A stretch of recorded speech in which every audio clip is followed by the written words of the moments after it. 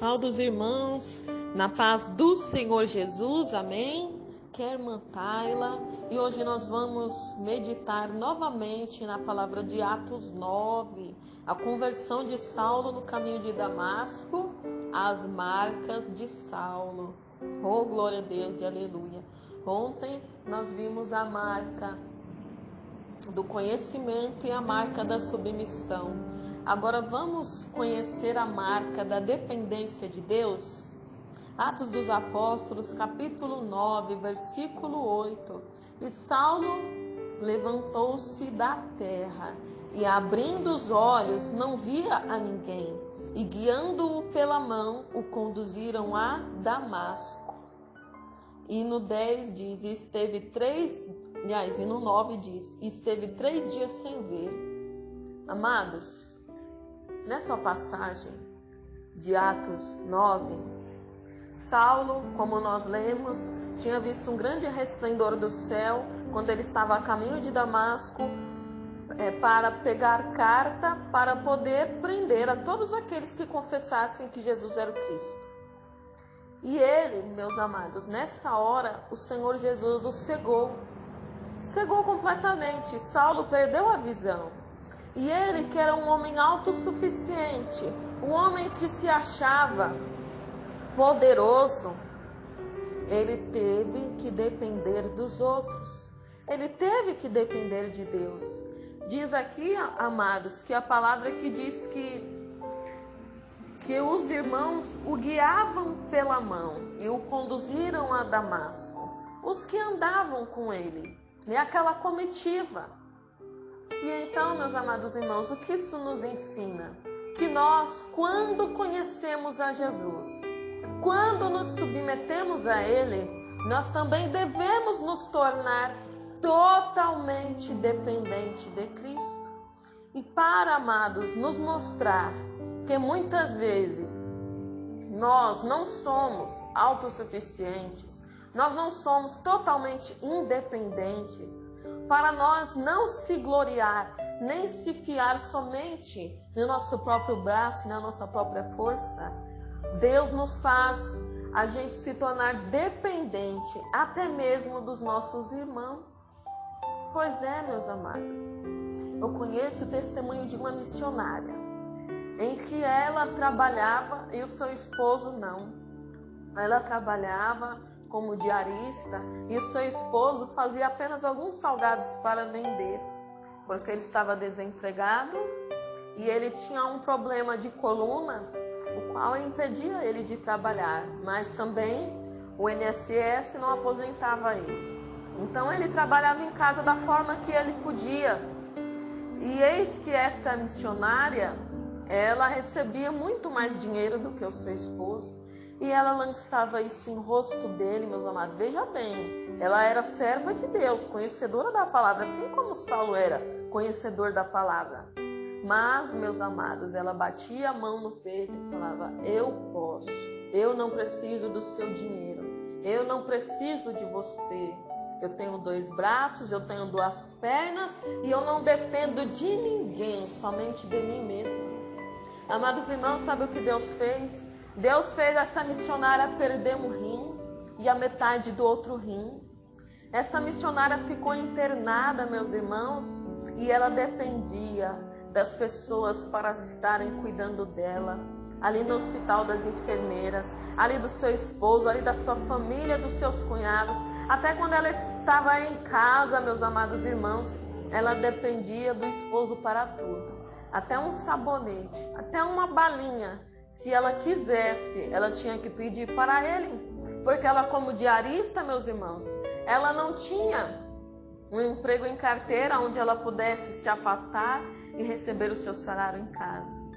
E aí Deus mostrou para ela: nunca diga que você não depende de ninguém, que aí Deus pode provar você, meus amados irmãos. E hoje ela pensa totalmente diferente. Ela se converteu de novo, oh aleluia, para a honra e glória do Senhor Jesus. Hoje ela dá mais valor para o esposo e mais valor para o seu próximo. Irmão, nunca diga que você não depende de ninguém. Nunca diga, meus irmãos, porque nós Aprendemos na palavra do Senhor, comunicai com os santos nas vossas necessidades, e que nós devemos ajudar os nossos irmãos que estão mais necessitados.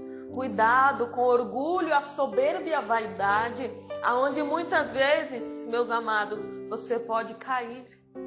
Lembra-te de Satanás? O maior pecado de Satanás lá no céu, anjo de luz, foi o do orgulho.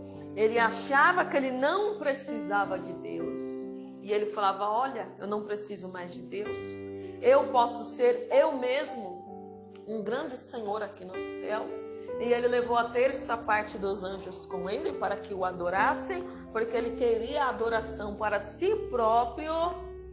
E ele foi lançado do céu à terra.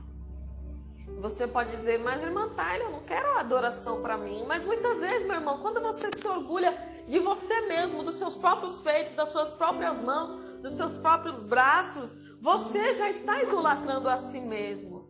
Nós temos que aprender a ser totalmente dependente de Deus e comunicar com os nossos irmãos nas nossas necessidades. E foi isso que Paulo, que era um Saulo, aprendeu naquele dia.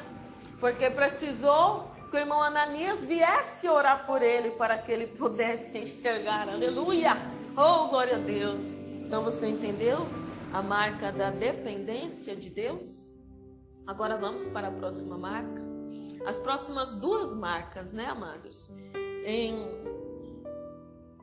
Atos 9, diz assim, ele esteve 3 dias sem ver e não comeu nem bebeu. Este não comeu nem bebeu, meus amados irmãos, é a marca do jejum. Oh, glória a Deus! Você sabe, meu irmão, que quando Deus te chama para uma grande obra, se você não jejuar, você não vai conseguir. Porque a carne, ela luta contra o espírito constantemente, diariamente. E como é que nós vamos vencer a carne? Como é que nós vamos vencer as investidas de Satanás? É através do jejum, meus amados. Aleluia. Louvado seja o nome santo do Senhor. E Paulo ali teve que jejuar. Oh, glória a Deus e aleluia. O Senhor Jesus fez Saulo jejuar. Ele perdeu a sua visão, se tornando dependente dos outros, a sua visão carnal, né? Não a espiritual. E Deus fez ele jejuar.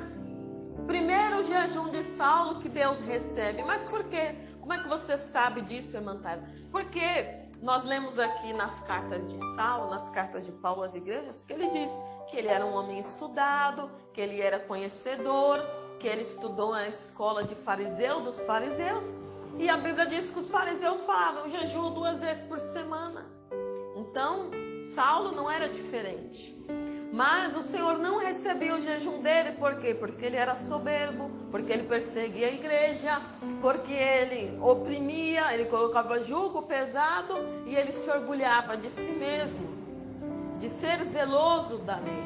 Então esse jejum Deus não recebe. Está lá nos profetas, irmãos. Eu não vou lembrar agora Isaías ou Jeremias, mas está lá nos profetas.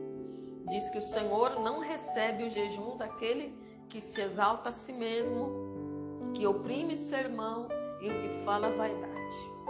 Então, meus amados, neste momento, Saulo recebeu a marca do jejum. Amém? Agora o versículo 10. E havia em Damasco certo discípulo chamado Ananias. E disse-lhe o Senhor em visão, Ananias. E ele respondeu, eis-me aqui, Senhor. Aí olha o versículo 11.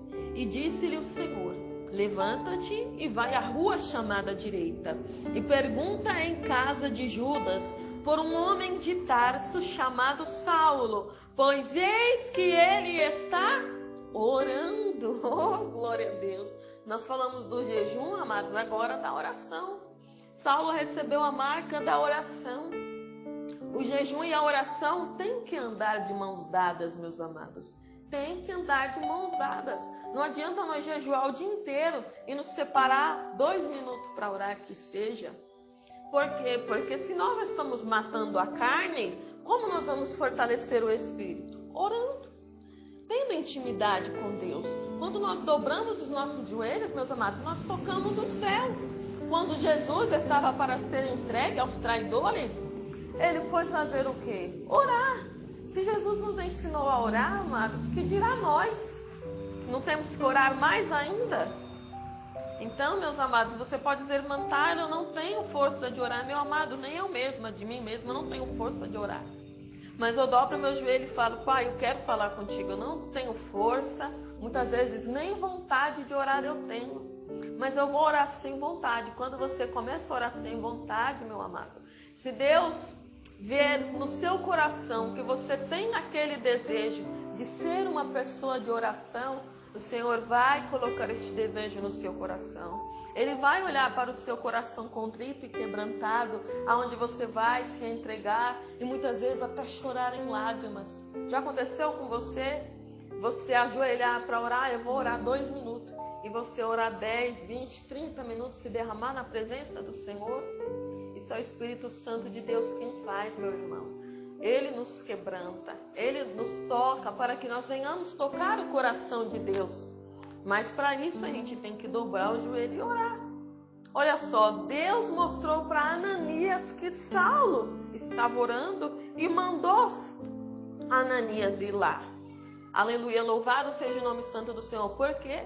Porque quando a gente ora, Deus move as coisas de lugar. Olha só, você orando, meu irmão, Deus vai falar para alguém, vai lá, que a minha serva, que o meu servo está orando. E eu quero que você vá lá, porque eu tenho algo para falar, para fazer. E Deus move o coração de Deus, amado. Você já ouviu o testemunho da missionária Zete Alves?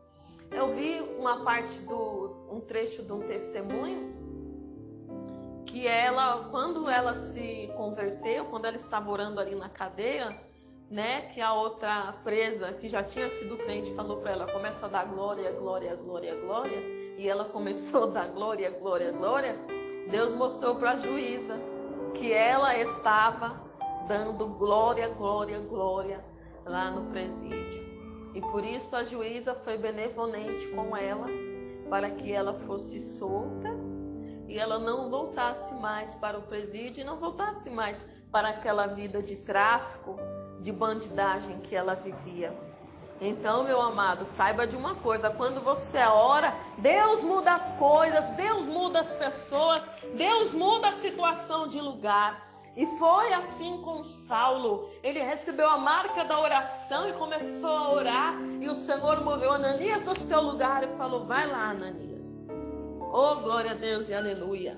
E diz aqui que o versículo 12, Deus falando com Ananias, vai lá que Saulo está orando. E numa visão, ele viu que entrava um homem chamado Ananias e punha sobre ele a mão para que ele tornasse a ver. Aleluia! Olha a marca da visão, amada. A visão é espiritual. Atos 9:12. Saulo teve uma visão de Deus, aonde ele mesmo via que havia de vir a ter um homem chamado Ananias, e este homem iria impor as mãos sobre ele, e ele iria recuperar a visão carnal que ele havia perdido. Entendeu, meus irmãos? Muitas vezes Deus tira a nossa visão carnal para que nós venhamos ter a visão espiritual.